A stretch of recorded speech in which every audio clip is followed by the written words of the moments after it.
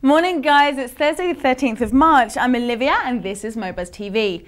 Today's show is split into two very definite parts: random nonsense news and serious business-like important stuff. I'm going to kick off with the serious stuff while I still have your attention, then I'll finish with the tonterías. Welcome back.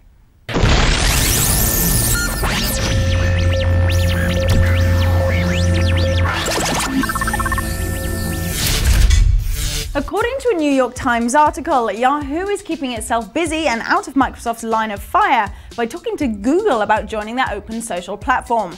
Open Social was created only 5 months ago, but already boasts MySpace, Bebo and 6apart as members, and the recruitment of Yahoo would be another nice 2 fingers up at the Facebook platform.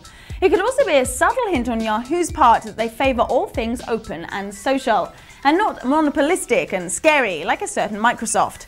Although no social network, Yahoo would certainly benefit from third-party apps that would let users share photos and music. So, while it seems like Yahoo have abandoned their rumoured talks with AOL, they meanwhile are busy talking to Time Warner.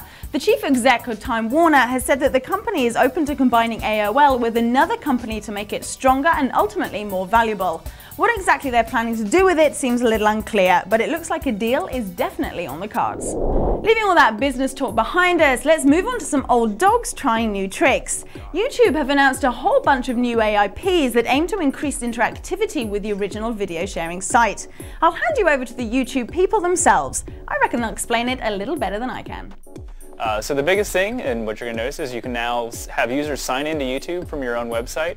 That's going to let them upload videos to their account. Of all the different requests that we get as enhancements and as possible suggestions to the API platform on YouTube, this is by far the most common, this is by far the most frequent request, which is how do we allow our users with our applications or our integration into YouTube upload their videos directly to YouTube. One of the coolest new features is that now you'll be able to let visitors log into their YouTube account without ever actually leaving your site. You'll also be able to enable what is called the Chromeless player, a simplified version of the YouTube player with no controls or Chrome around the outside. It's all go, go, go on the YouTube front at the moment. Oh, and one more thing. That video I just showed you, if you go to the page, you'll find that you now have the option of watching that clip in HD. Cool, eh? Okay, that's it for the important techie stuff. Let's move on to some slightly more light-hearted news. The boys over at Slashdot brought our attention to a Time magazine article that reports on what they call the Google capital of the world. Nanaimo is a port city on Vancouver Island and boasts a modest population of 78,000 people.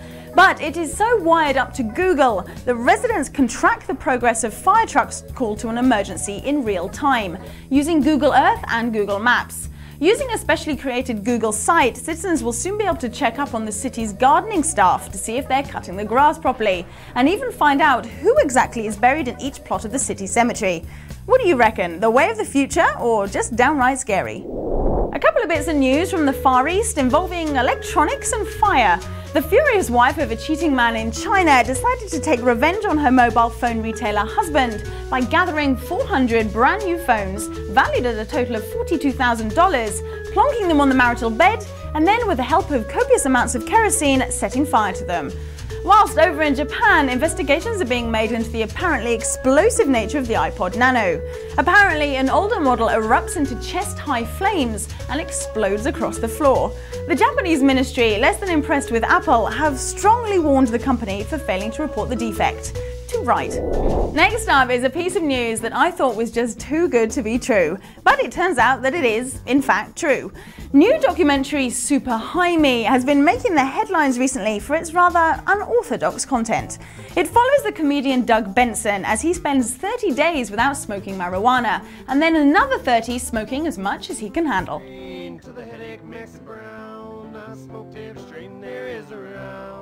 I know that I like it. I know that lots of people like it. So let's see what happens if you overdo it. Do we have any pot smokers here today? Any dogs? My name is Doug Benson, and I'm about to get super high. But the really funny bit here is that Screen Media Films has announced that you'll be able to receive a DVD copy of the film on the same day that it's released in the cinema. The reason? Because a big chunk of the movie's expected audience will be too stoned to get off the sofa and get themselves to the movie theatre. Now that, I think, deserves a round of applause for keeping the customer satisfied, don't you? And finally, go check out some of the latest stories in the newsroom. User Rich Hand has posted the link to iGizmo, an online magazine that aims to stick to the original magazine format. Have a great Thursday, guys, and I look forward to seeing you tomorrow.